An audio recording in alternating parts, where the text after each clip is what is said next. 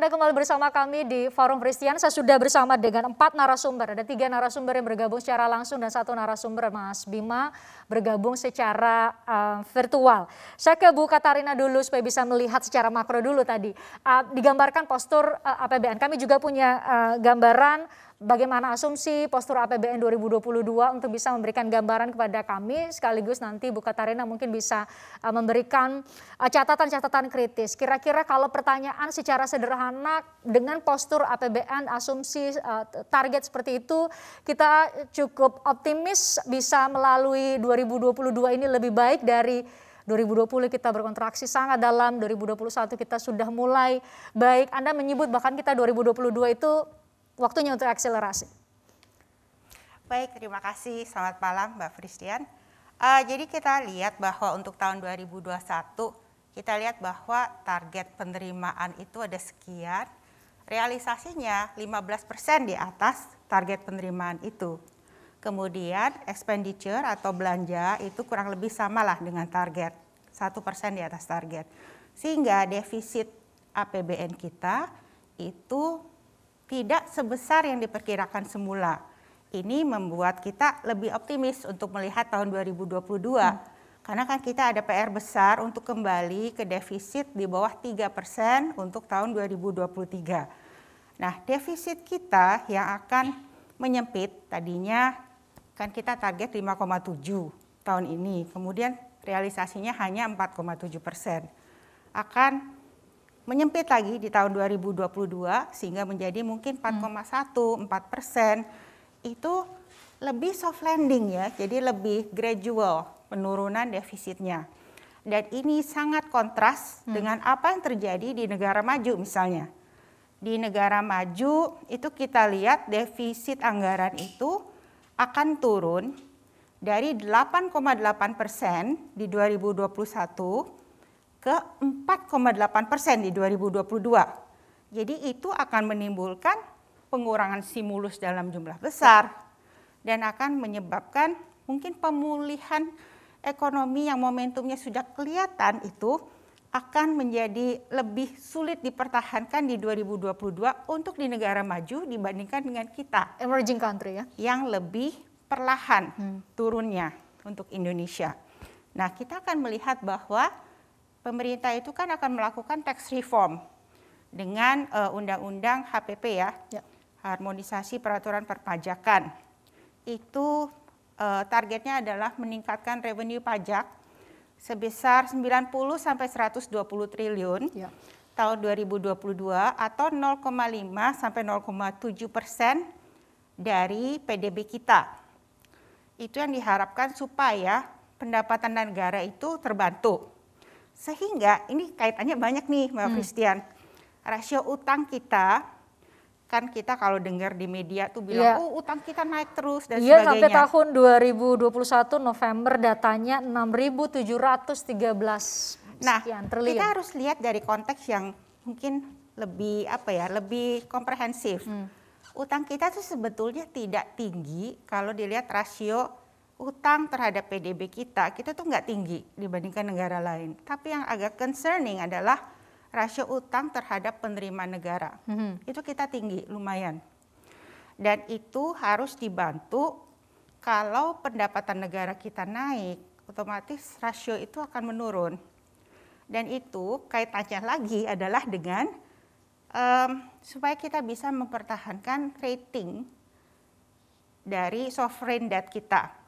Kan kita selama ini sudah menjaga dengan sangat baik sehingga rating kita terjaga, walaupun kalau kita lihat di negara-negara lain tuh banyak sekali rating yang diturunkan oleh S&P, Moody's dan Fitch dan sebagainya. Indonesia bisa mempertahankan dan ini harus terus dipertahankan.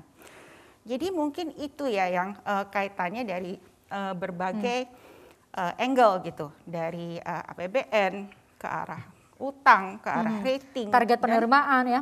Dan ini tentu kaitannya ke investasi juga gitu, di mana kalau rating kita terjaga, investasi kita akan lebih menarik ya kan, dan itu akan menjadi salah satu pendukung dari PDB kita juga. Jadi bukan hanya dari pembukaan kembali perekonomian yang akan meningkatkan konsumsi, tapi investasi diharapkan juga bisa turut berperan untuk memperkuat PDB kita.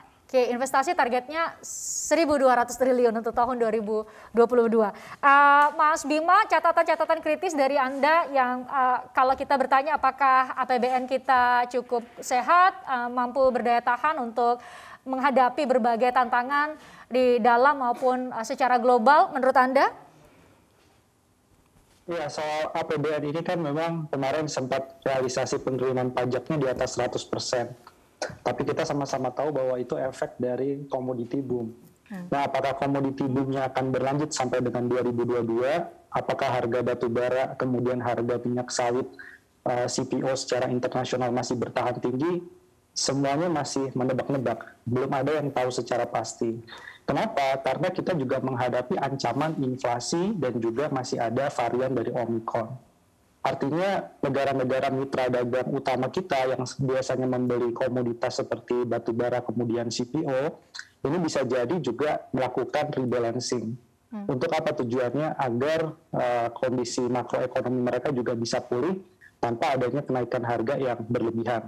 Permintaannya juga bisa mengalami penyesuaian lagi. Jadi surplus perdagangan yang kita nikmati, kemudian efeknya kepada penerimaan perpajakan, kepada PNBP, tahun 2022 tantangannya akan semakin banyak. Itu dari sisi penerimaan. Kemudian di sisi yang lain, efek dari adanya inflasi di dalam negeri juga, meskipun saat ini inflasinya masih tercatat rendah 1,8%. Tetapi sudah mulai ada kenaikan harga pangan, dan pemerintah juga menambah inflasi dengan cara apa? Pertama, tarif LPG non-subsidinya sudah disesuaikan. Kemudian yang kedua, akan ada kenaikan tarif PPN dari 10 menjadi 11%. Tentunya ini akan berdampak. Kalau masyarakat kelas menengah atas, mereka akan tinggal geser simpanan atau tabungannya.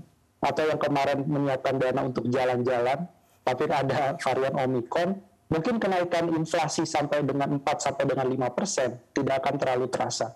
Tetapi Mbak Fristian, semakin rendah tingkat pengeluaran penduduk di Indonesia, itu semakin besar porsi untuk pembelian bahan makanannya. Jadi mereka ini ya yang lebih sensitif. Saya melihat apakah misalnya asumsi makro APBN pertumbuhan ekonomi 5% bisa tercapai di 2022. Saya optimis bisa, karena dibandingkan dengan efek low base yang rendah di 2021. Jadi kalau tahun 2021 pertumbuhan ekonominya 3% sampai dengan 4%, tahun 2022 ada sedikit kelonggaran, ekonomi bisa naik menjadi 5%, itu hal yang bukan surprise. Nah, yang kita cermati di sini adalah apakah 5% pertumbuhan itu mencerminkan kualitas yang sangat baik.